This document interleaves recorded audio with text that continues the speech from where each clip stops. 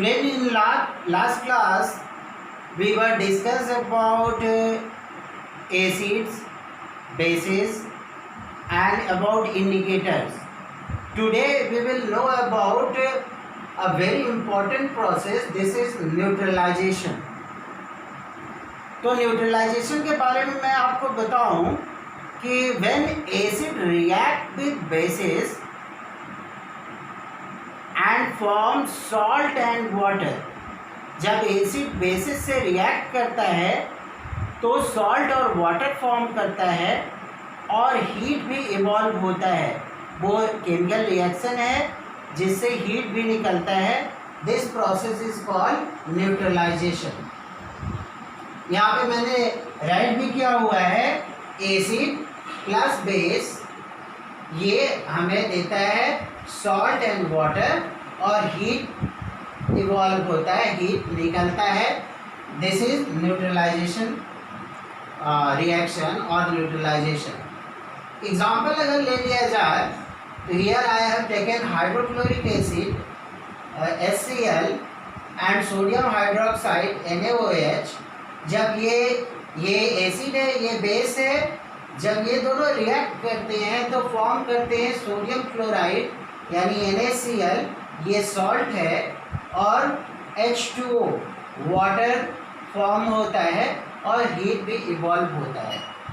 So this is the neutralisation process. अब बात आती है कि हमारे एवरीडे लाइफ में न्यूट्रलाइजेशन का क्या कोई रोल है? Yes, there are many everyday life activities in which neutralization plays very important role. कुछ मैं आपको उसके एग्जाम्पल दे रहा हूँ. First one is indigestion. Indigestion बोलते हैं कि जैसे डाइजेशन के प्रोसेस में आप जानते हो कि हमारे स्टमक में हाइड्रोक्लोरिक एसिड रिलीज होता है, but sometime release of too much of hydrochloric acid inside our stomach वो पूरे मीडियम को टू मच एसिडिक बना देता है और उस केस में हमें इंडाइजेशन हो जाता है.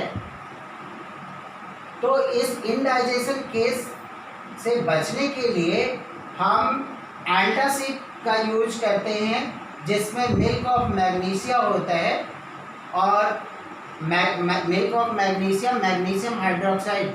कल मैंने आप लोगों को बताया था कि इसमें मैग्नीशियम हाइड्रोक्साइड होते हैं. तो एंटासिड हम लोग ले लेते हैं.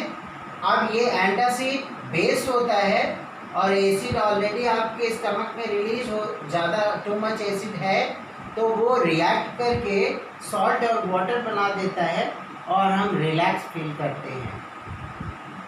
Next one is insect bite और ant bite. Tomorrow I did tell you about ant bite कि जब एंट बाइट करती है तो हमारे स्किन के अंदर, बॉडी के अंदर फॉर्मिक एसिड रिलीज करती है. तो जाहिर सी बात है कि फॉर्मिक एसिड रिलीज हुआ है तो न्यूट्रलाइज करने के लिए हमें बेस चाहिए. तो हम जो सोडियम हाइड्रोजन कार्बोनेट या बेकिंग सोडा, उसी दोनों सेम ही है, उसको मॉइस्ट करके थोड़ा सा उसमें 1 ड्रॉप वाटर मिक्स करके अफेक्टेड एरिया पे जब रब कर देते हैं तो ये बेकिंग सोडा बेस है और फॉर्मिक एसिड एंड बाइट की वजह से हमारे बॉडी में रिलीज हो चुका है. एसिड और बेस रिएक्ट करके न्यूट्रलाइज हो जाते हैं और हमारे अफेक्टेड एरिया को रिलैक्स फील होता है. या आप कैलामाइन सॉल्यूशन जिसमें जिंक कार्बोनेट होता है इसको भी रब कर सकते हो, इससे भी एंड बाइट में आपको रिलीफ मिलेगा. Next one is soil treatment. देखिए हम लोग बहुत सारे फर्टिलाइजर्स का ड्यूरिंग क्रॉप प्रोडक्शन हम लोग फर्टिलाइजर्स का यूज़ करते हैं जिसकी वजह से सॉइल या तो टू मच एसिडिक हो जाता है और टू मच बेसिक हो जाता है. तो जब सॉइल बहुत ज़्यादा एसिडिक हो जाए तो उसके अंदर हम कैल्शियम ऑक्साइड और कैल्शियम हाइड्रोक्साइड ऐड कर देंगे. ये दोनों बेस हैं तो एसिडिक सॉइल के साथ ये रिएक्ट करके उसको न्यूट्रलाइज कर देते हैं. अगर सॉइल का नेचर बहुत ज़्यादा बेसिक हो गया है तो उसमें ऑर्गेनिक मैटर्स हम ऐड कर देते हैं. ये ऑर्गेनिक मैटर्स एसिड रिलीज करते हैं, प्रोड्यूस करते हैं, और वो एसिड बेस के साथ रिएक्ट करके न्यूट्रलाइज कर देते हैं और हमारा सॉइल नॉर्मल हो जाता है। Hope you understood today's explained topics. Thank you.